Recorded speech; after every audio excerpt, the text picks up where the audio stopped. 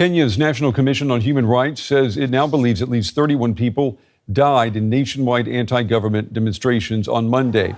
Police reportedly opened fire at a charging crowd of protesters in the capital, Nairobi, after a tense standoff. Hundreds of demonstrators were arrested. Authorities were deployed across the city ahead of demonstrations to mark the 35th anniversary of the bloody Saba Saba uprising. That's when Kenyans demanded a return to democracy.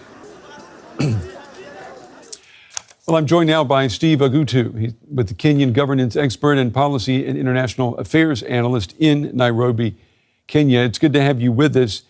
The numbers here are shocking. We've got more than 500 people that have been arrested. That's according to the Kenyan Rights Commission, and at least 31 have been killed.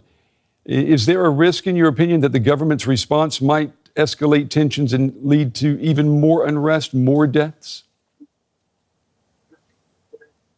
Right, Bren, thanks for having me on your show. Yes, yesterday's protest, which as you correctly put it, was Saba Saba. Saba Saba is a Swahili word that means the 7th day of July.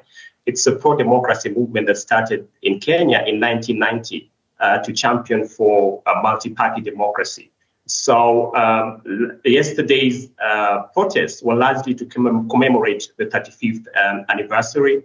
And like you've said, it turned out chaotic. We've had 35 people killed. We had a lot of looting that happened yesterday, destruction of property. And the government is really being blamed for using very dismissive attitude and tone instead of really listening to the issues that the Kenyan people are raising. They are talking about the high cost of living. They are talking about very high taxation. They are talking about violation of human rights and extrajudicial killings. And they are saying that this has to stop, that we must end corruption that, is locking a lot of young people out of employment. Right now, in the region, Kenya's unemployment rate in the East Africa region stands at about 35%.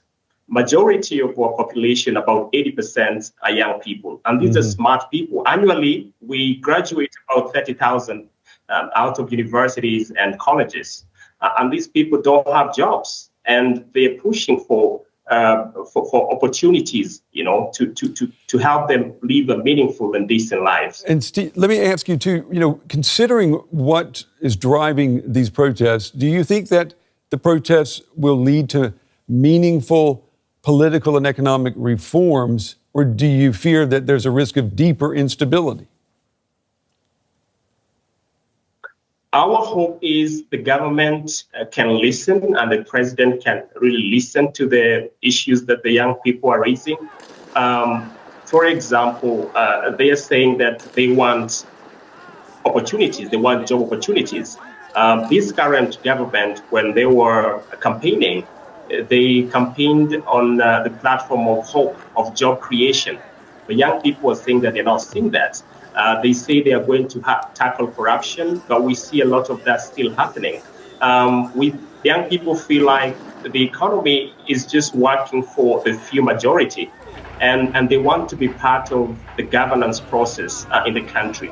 And so our hope is that the government can really listen and convene what you're calling a national people's dialogue, a constructive dialogue that really is designed to address these issues, come up with a concrete way forward on reforms that need to happen within the police system and economic reforms, that do not hurt the Kenyan people.